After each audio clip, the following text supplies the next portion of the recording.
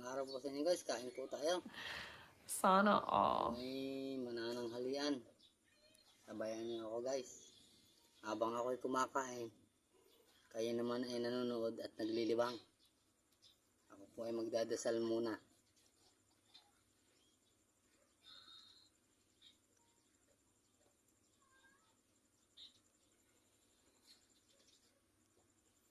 Tayo po ay mag-uumpisa na at tirahin na natin to, baka tirahin pa ng iba. Oh my God! Wow!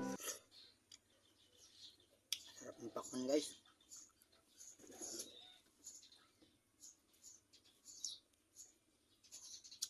Talagang paborito ko yung pakwan at saka yung mangga pagdating sa pagkain. Hindi totoo yan.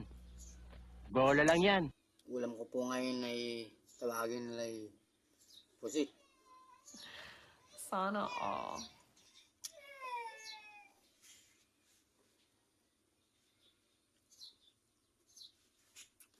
Ang sarap pong kumain.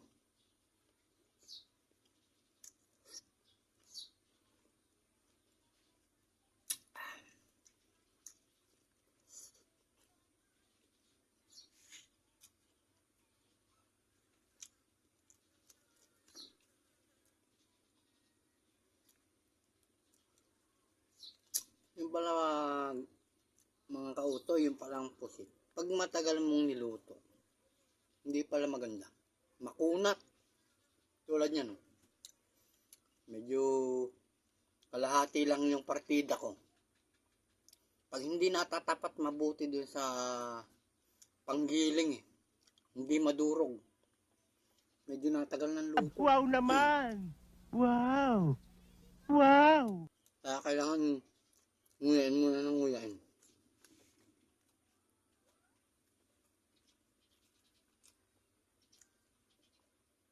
Pero kahit na medyo kumunat, masarap pa rin. Iba talaga pagka may lasa yung kinakain mo.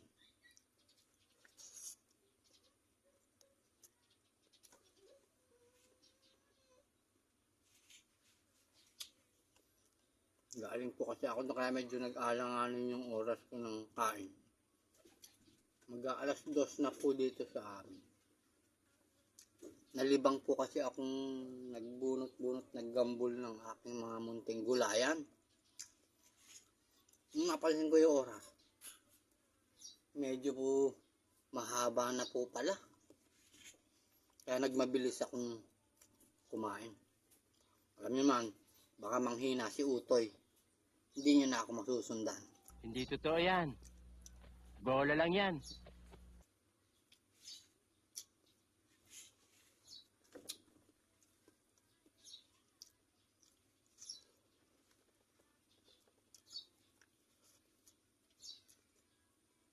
Ako po guys may kwento ko lang.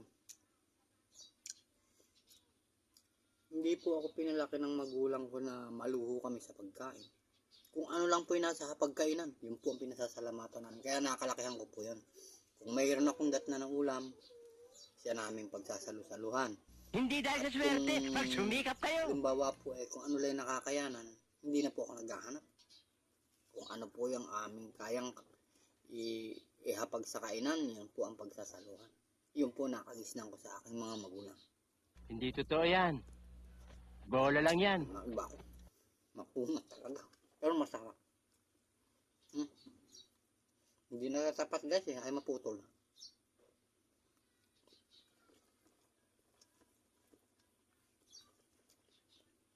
Kaya lang pala hindi sobrang lutong-luto. Nadobo ko yung poses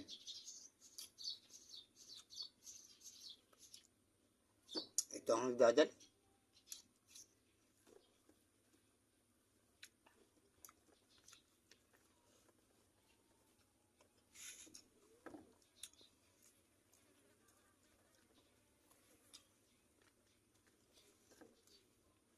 Adobo lang po ang alam kong lutuin sa pusit. Ano ba guys ang alam nyo iba pang luto dito?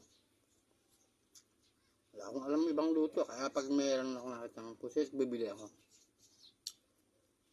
Maliban sa mini merienda lang namin yung bang nalagyan ko ng ano, ng arena na may timplang mga pamintang durog. Yun lang po ang alam kong gusto, pipirituhin ng mini merienda, lalagyan sa sasaw sa suka. Comment nga kayo guys, ano ba ibang lutos dito sa masarap sa pusit.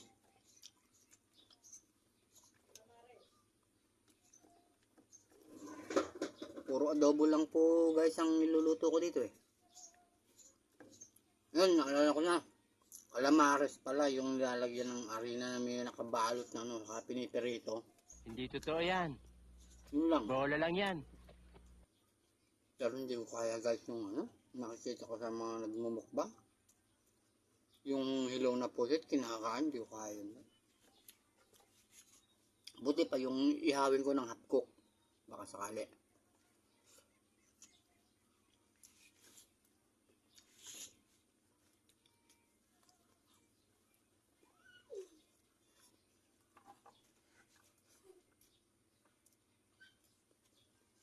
Sarap kumain guys.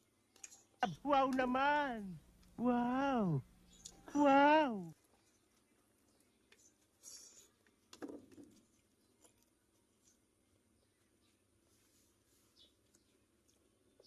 Marami pa pong nagtitinda ng pakwan dito sa amin sa panahon ngayon. Ewan ko pa kung ano, panahon pa ng pakwan ngayon. Kasi sa palengke, pag tulad kanina pumunta ako, mura eh. Nakita ko, mga sakay sa kolong-kolong na motor. Nagtanong ako kung magkano isa, pero mura eh. Kaya kumuha ako. Eh, isa pa, natapat sa gusto ko ito. Sinasabay ko sa pagkain. 20 lang mga kautoy. Malaki rin siya. Pero nakabili po ako. Yung haba. Ito, meron pa akong tira. Pakita ko sa inyo. Ito, yung utoy oh. Dali po, tanggalin ko lang sa plastic. Habang kumakain, nagkukwentuhan tayo. Hindi totoo yan. Gusto ko yung maganda po. Bola lang yan. Ito po siya oh. Pero hindi po masarap. Matabang. Ayan oh. Medyo may pagka ano na po siya. Nabubulok na po yung ano niya. Dahil hindi ko na po gusto eh. Nayaan ko na. Matabang, hindi masarap. Pero yung pong nabili ko ngayon, bilog. Pero ang sarap. Ito po siya oh. Oh my God! Wow! Matamis po siya guys. Tapos sinasabayan ko nito.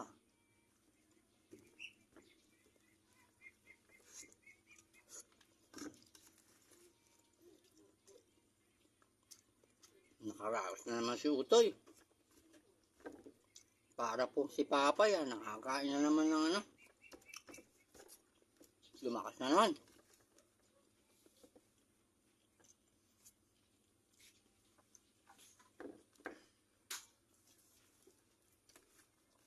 Buhatin ko na po yung plato.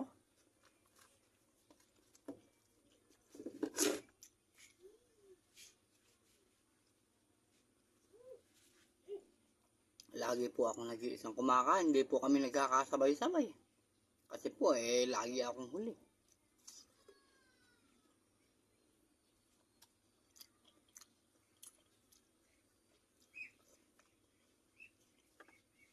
Ito kasarap. Tapos na po akong kumain. Hanggang dito na lang po uli. At maraming salamat sa inyong panonood. Sana all. Bye po.